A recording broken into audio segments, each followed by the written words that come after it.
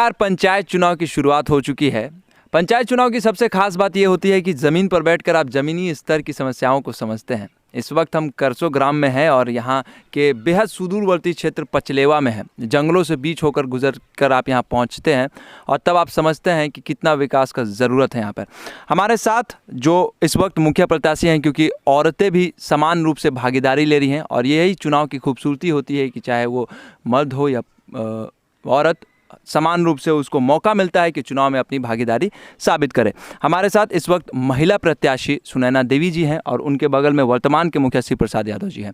इनसे बातचीत करेंगे, समझने की कोशिश करेंगे कि क्या प्राथमिकता है, क्या कारण है जो ये फिर से चुनाव में उतर रहे हैं और आते के साथ ही क्या प्राथमिकताएँ होंगी।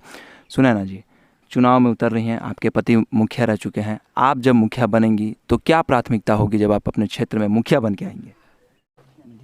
मीडिया धन्यवाद देंगे, ठीक है, धन्यवाद। सड़क देंगे, बिजली देंगे, पानी समाधान देंगे, दीदी लोग के सब रोजगार देंगे। अच्छा, ये समझ में आता है क्योंकि महिला सशक्तिकरण को लेकर रोज़गार का एक ऐसा मुद्दा है कि अगर आप किसी महिला को सशक्तिकरण करना चाहते हैं तो रोज़गार सबसे बड़ा मुद्दा होता है। इनके पति इनके बगल में बैठे हैं और वर्तमान के मुखिया हैं शिव प्रसाद जी। 7 साल मुखिया रहे आप। ज़मीनी स्तर की जब समस्याओं की बात करते हैं तो आप अच्छे से समझते हैं और जानते हैं कि आपके क्षेत्र में क्या समस्या है। कितना विकास किया आपने और कितना छूट गया, क्या और आगे विकास करेंगे? मैं तो धन्यवाद मीडिया बंधु को। जब 15 में मैं मुखिया बना तो जो जिस ग्राम में बैठे हुए हैं वहाँ पे चलने का एक रोड नहीं था, बिजली नहीं था, वो सब पूरा किए। कोई कोई टोला में हमारा बिजली छूट गया है। अगर जीत जाने के बाद बिजली का पूर्ण काम करेंगे। और जो मेरा केल्हार मोड़ से पचलेवा तक जो मेरा जर्जर स्थिति में रोड है, फर्स्ट में उसको मैं काम करवाने का काम करूँगा।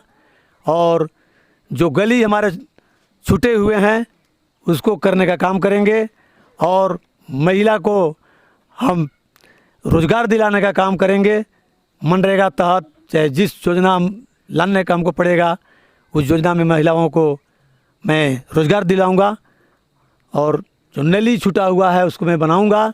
और हमारा एक और सोच है कि यहाँ मैं सिंचाई का व्यवस्था कराने का प्रयास करूंगा।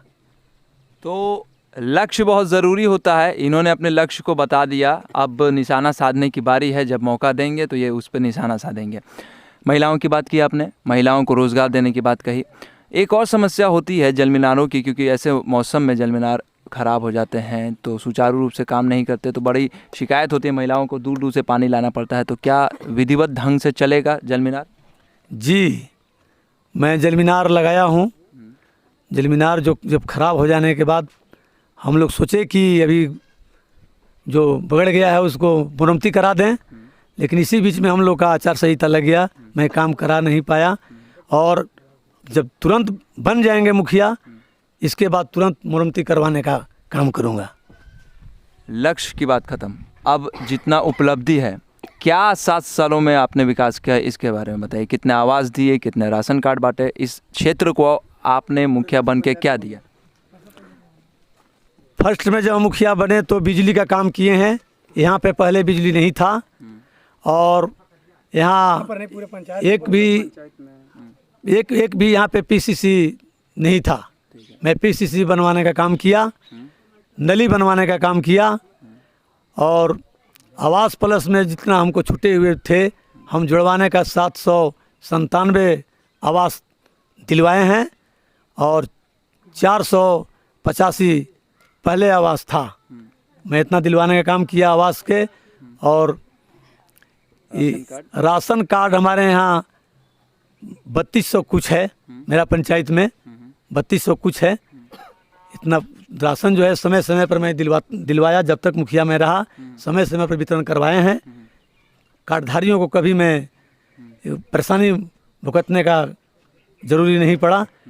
और ग्राम पचलेवा और झझवा के लोगों को हमारे 7 किलोमीटर दूरी पर राशन मिलता था। वहाँ से कभी कभी मैं वहाँ से अपने तहत गाड़ी द्वारा पहुंचाने का काम किया। छतवा, पचलेवा, मैं वहाँ उन लोगों को कष्ट देख के हमको बर्दाश्त नहीं हुआ, हम अपने गाड़ी से अपने किराए से इन लोगों को पहुंचाने का बराबर काम किए हैं। तो बतौर मुखिया इन्होंने अपने आले से भी सब कुछ किया है, जितनी ज़रूरत और जितनी अहमियत से ये कर सकते थे इन्होंने किया है।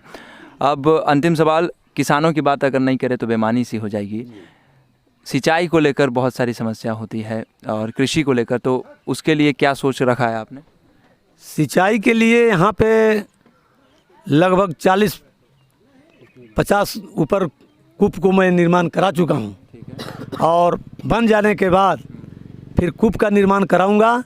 और वैसा अगर कहीं बांध बनवा कर अगर पानी दाबने का, चेक डैम बनाने का अगर जगह मिलेगा तो चेक डैम बनाने का मैं प्रयास करूंगा। मतलब पूरा विजन रेडी है कि क्या क्या करना है? जी रेडी है, पूरा रेडी करके रखा है। सिंचाई के लिए तो एकदम भरपूर मैं काम करूंगा, और किसान हमारा खुशहाल रहे। व्यापार के लिए उनके व्यापार, बकरी शेड, गाय शेड, ये सब से तमाम जो चीज़ें होती हैं, व्यवस्थाएं होती हैं। कुछ गाय शेड भी बना चुके हैं हम, अच्छा, बना दिया लगभग 100-125 गाय शेड यहाँ पे पंचायत में बन चुका है आपने बनाया? जी।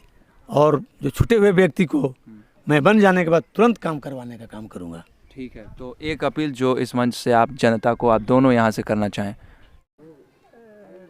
मैं शिव प्रसाद यादव, वर्तमान मुखिया ग्राम पंचायत करसो से हमारे धर्मपत्नी सुनैना देवी इस वर्ष मुखिया पद के लिए खड़ी है।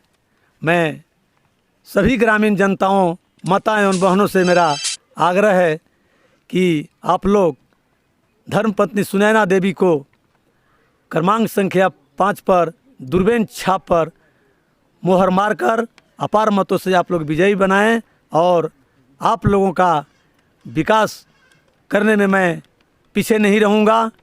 जितना बनेगा मैं विकास आप लोग के बीच करने का प्रयास करूँगा, और आप लोगों का रोज़गार दिलाने का भी